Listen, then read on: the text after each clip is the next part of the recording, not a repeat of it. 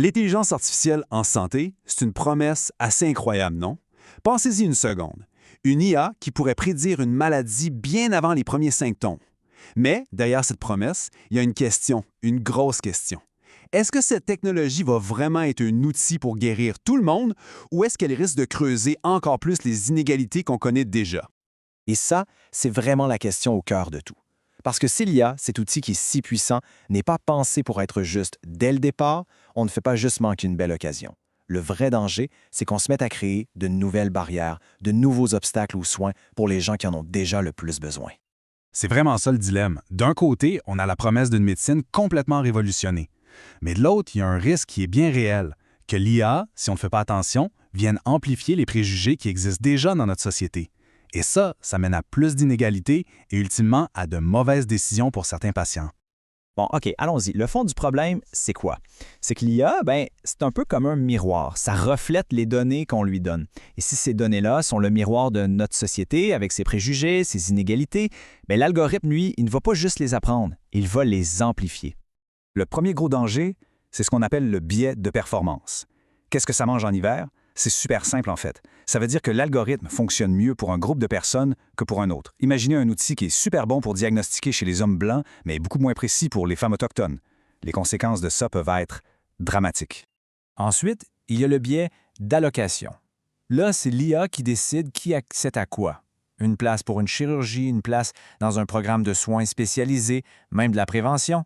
Si l'algorithme est biaisé, il pourrait systématiquement mettre certains groupes au bas de la liste et leur claquer la porte au nez pour des soins essentiels. Et attention, là, on n'est pas dans la science-fiction.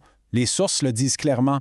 Au Canada, ces risques-là sont particulièrement élevés pour les peuples autochtones, les communautés racisées, les gens à faible revenu, bref, des groupes qui, déjà aujourd'hui, font face à plus d'obstacles dans notre système de santé. OK, c'est bien beau de voir le problème, mais on fait quoi?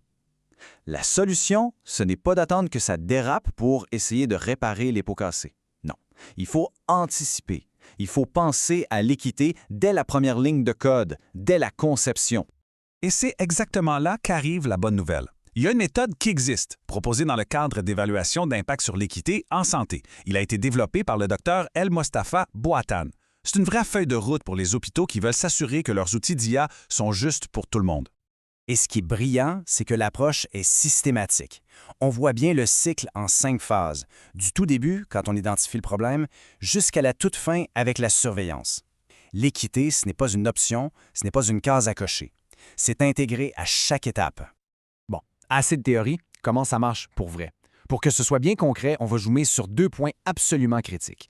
Les données qu'on utilise et la façon dont on mesure si c'est équitable. Alors, la question de base, la fondation de tout, c'est avec quelles données est-ce qu'on travaille? Parce qu'honnêtement, essayer d'évaluer l'équité d'un algorithme sans avoir les bonnes infos, c'est comme essayer de naviguer en pleine tempête sans boussole. C'est mission impossible. Ce qui est super important de saisir ici, c'est qu'on ne collecte pas ces données-là pour le plaisir. On ne demande pas l'ethnicité juste pour savoir. On le fait parce qu'on sait que des biais de performance existent. On s'intéresse à la langue parce qu'on sait que c'est une barrière à l'accès aux soins. Chaque donnée a une seule et unique mission, nous permettre de vérifier si on est juste ou pas. OK, parfait. On a les bonnes données. Et maintenant, comment on fait pour les utiliser, pour vraiment savoir si notre outil est équitable? Comment on transforme cette pile de chiffres en une réponse claire et simple? Oui, c'est juste ou non, ça ne l'est pas. Pour ça, on utilise des outils mathématiques, ce qu'on appelle des métriques d'équité.